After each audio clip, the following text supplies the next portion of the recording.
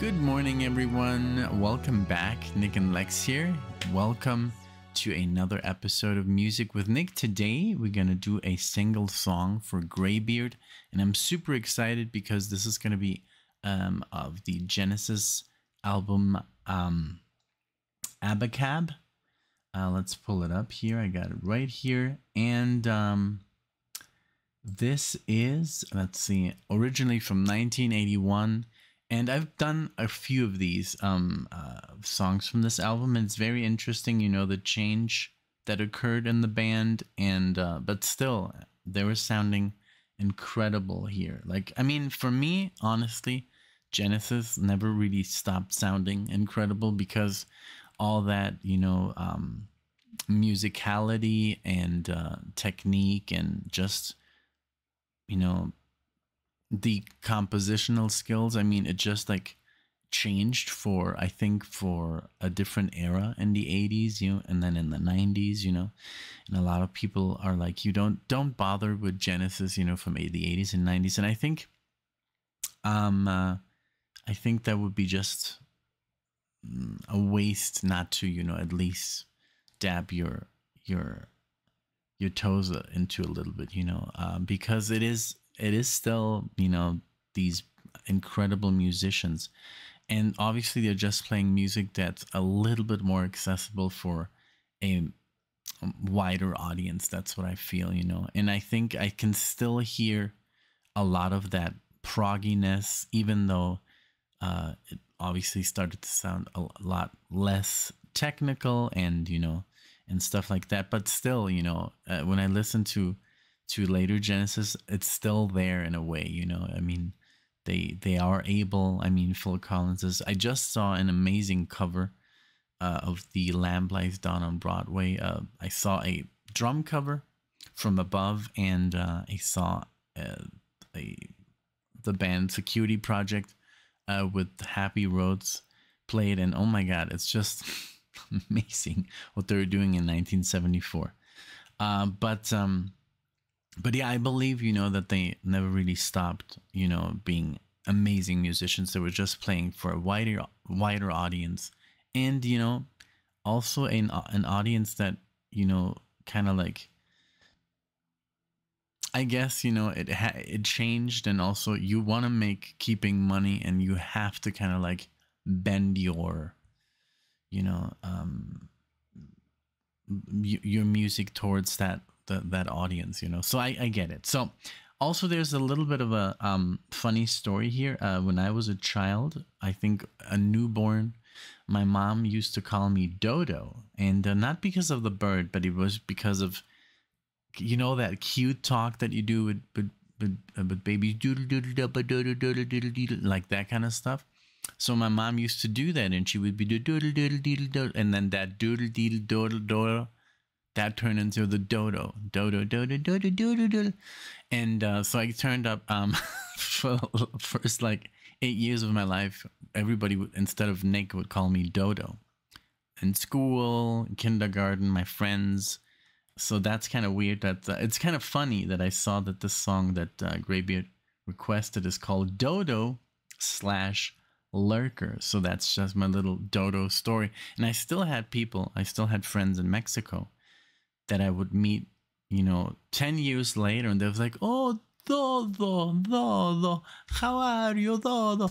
And I was like, oh my God, they still remember that, you know, they still remember as the Dodo. So yeah, that's kind of like, you know, that those little nicknames you get throughout life, you know. So that was one, and I'm sure I've never told that story to anyone except my wife and my best friends, that, you know. So yeah, so today, GREYBEARD requested this song from Abacab, 1981, and we're gonna do it, and I'm super excited. So here we go with the 7 minute 31-second epic of Genesis, and I'm super excited to do it. So thank you so much, GREYBEARD, for sponsoring this video. I appreciate it. If you guys want to check out how to buy one of these single song reactions or marathons, check out the description or email me, you know, at NicknLex11 at gmail.com, and you can also request a spot. So here we go with the song. Enough talking, but I just wanted to, you know, talk about this a little bit. So here we go with the Dodo Lurker. Here we go. Genesis 1981. Here we go.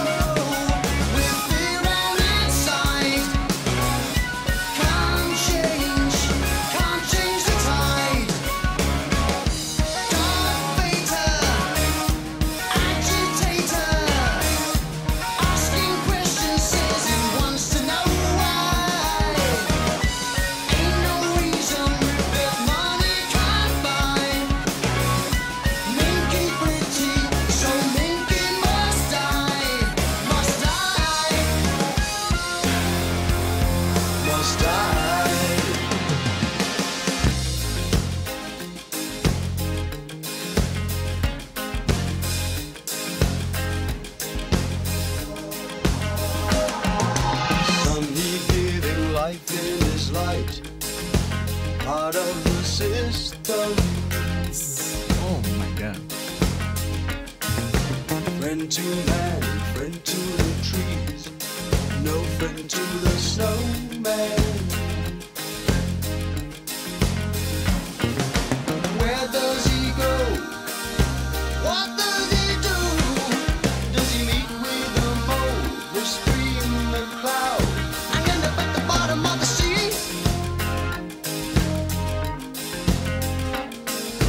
Fishy got a hook in his throat. Fishy got problems. So good. Where does he go? What does he do? Does he hope it's too small to bore a hole? Will end up being thrown back in the sea. I'm back in the sea.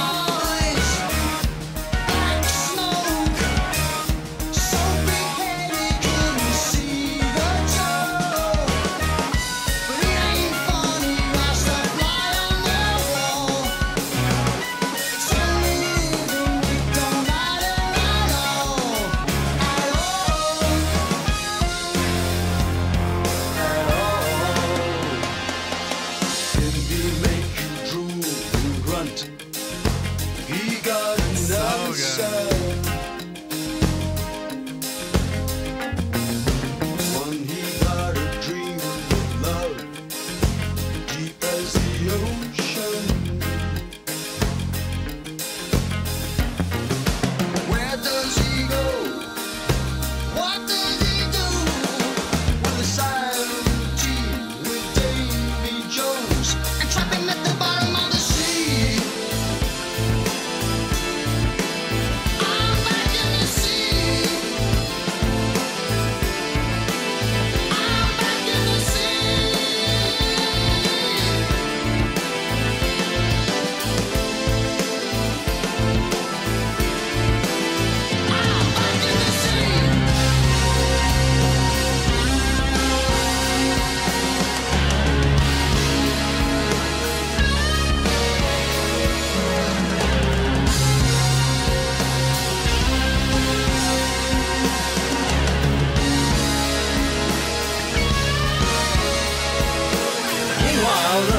stone in the mud.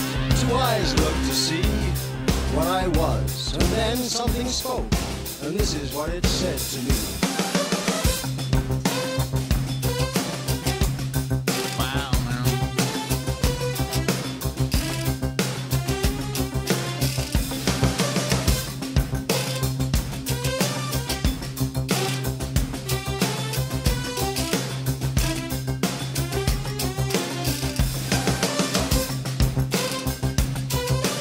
That just sounds amazing.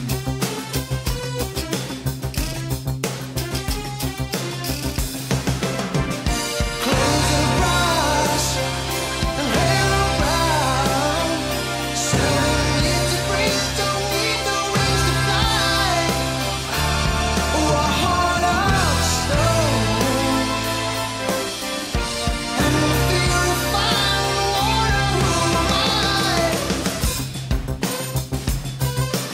That is trippy as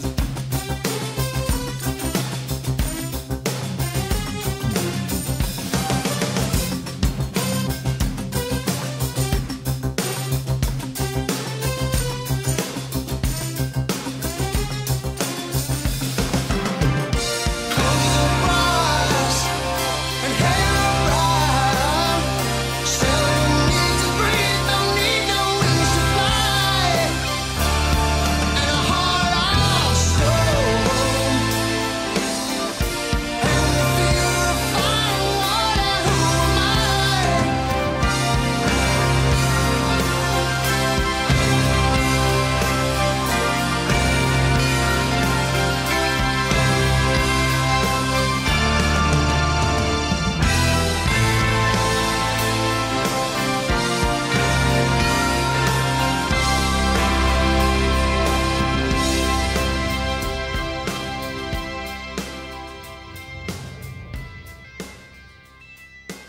wow. This song, wow. There's almost like a dissonance to it on purpose, you know, by Tony Banks. That do do do do do do do do do do, and I love that. It obviously has that synthy sound, you know, and yes, it obviously it still sounds proggy though. I mean, it's not the same kind of 70s prog, but it still has something. I mean, the drumming is super complex here. Phil Collins is obviously like a master of his craft, and his singing I think is so effective. And Tony Banks here, like, you know, these chord progressions and the time signatures that he provides are super sick. Like, I mean, you know, and the lyrics are really cool. I mean, I was like, you know, going in and out of them. You know, I wanted to focus more on the music and the bass here. So arranger, producer, and writer Mike Rutherford. So but also on Wikipedia it says there's a lot of like information that I love about even the songs. Like it says, for example, Dodo Lurker, featuring lyrics written by Banks, who included a riddle in Lurker that had fans wondering what the answer is. And then in 1997 interview, he said there is no real solution. It was a bit of a joke. Honestly, I didn't really have a specific idea in mind. You know, they were just, you know, pretty much, you know, making stuff up at the as they were going. But as you can see, well, there's more about the lyrics here, you know, who done it and all that. So, but this was a great composition. This was a great piece of music, and obviously to just take it all in, I would have to listen to it again. There was a little bit of almost like a reggae, you know, vibe, like daga daga daga daga daga, you know, this kind of like upstroke, you know, chord progression, and I think it had a great feel, you know, a great I guess more of a modern, you know, at the time, I guess if you compare it to the album before. And I'm still, you know, like Alexia and I were still, you know, we haven't really listened to Duke, you know, and then there were three, I guess a little bit more. That is obviously a lot more proggier than Duke and Abacab, and then Seconds Out, that's live. Let's see, Wind and Wuthering. That's my favorite album so far. I mean, but from the Phil Collins era, you know. And but yeah, I mean, I see a lot of, like, for example, when I type in, you know, Abacab, it's like, oh, this is the last album that I bought. This is the last album I paid money for. And after that, you know, I just like stopped. 3 by 3, I haven't even heard a single song. And then comes the Genesis album. That's the first reaction that we did ever, you know, Silver Rainbow. And that's the Genesis that I thought was Genesis when I first listened.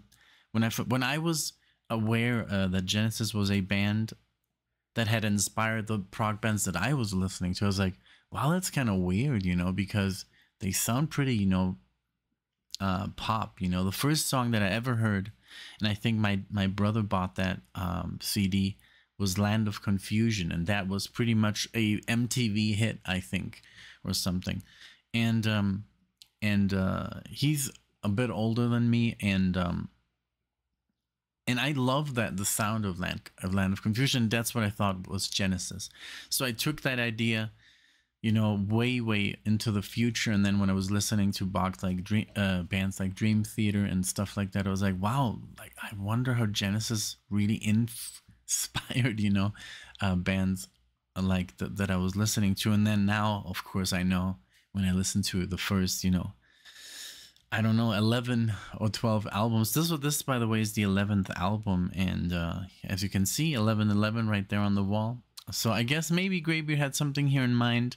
I don't know. Maybe he did, you know, as the 11th album. And but yeah, this was a masterful track. I would really like, I would have to listen to it again to just break it down. But there was a lot of stuff going on that I loved, you know, the time signatures, the dissonance, the purposefully, you know, dissonance by Tony Banks, you know, and it's just a great track, man. It's like, it's a good time, you know, and everything so far that I've, you know,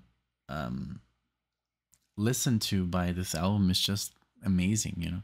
And yes, I do know that obviously it gets, you know, way poppier, you know, after this. Genesis, and I guess with Invisible Touch, that's where a lot of people like kind of like opt out, or We Can't Dance.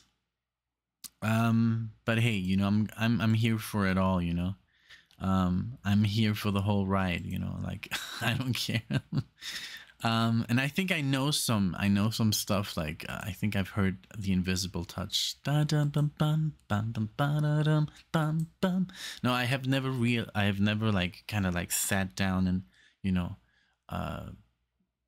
heard the track. I really want to discover this music with Alexia and just talk about it. But like I said, you know, it doesn't mean just because they changed. It's with so many bands. I went through it with one of my favorite bands, like Metallica, you know, from going from thrash metal to almost like, you know, just rock, you know, alternative rock, after the Black Album, you know. And I was obviously crushed, and I was like, I couldn't believe that my favorite band had changed their style.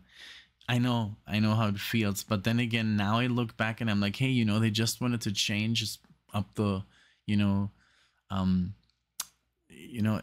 as a musician, you want to play different stuff. You want to change, you know, genres as well. You know, adventure a little bit. If you were playing for 15 years, like thrash metal, and then you finally get to write like a ballad or something more, you know, almost country like, you know, with Metallica. It was, I mean, for the listeners, I guess, and especially I was like, I had just listened to this for like a year or two, and then they come out with this new album, and it was like, you know, like rock and alternative and country music. I was like, what's going on, you know? So it was a big shock.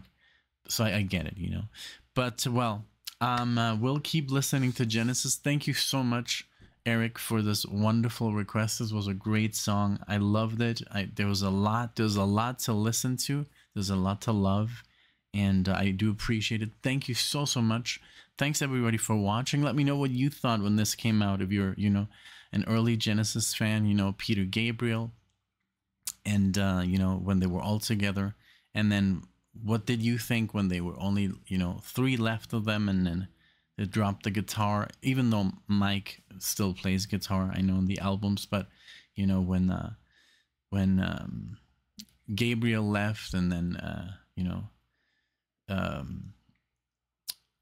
what was his name, Steve Hackett, yeah, what happened, you know, what were you thinking, what went through your head, and how did you receive this music? Let me know in the comment section. Thank you so much for being here, and I'll see you all in the next one.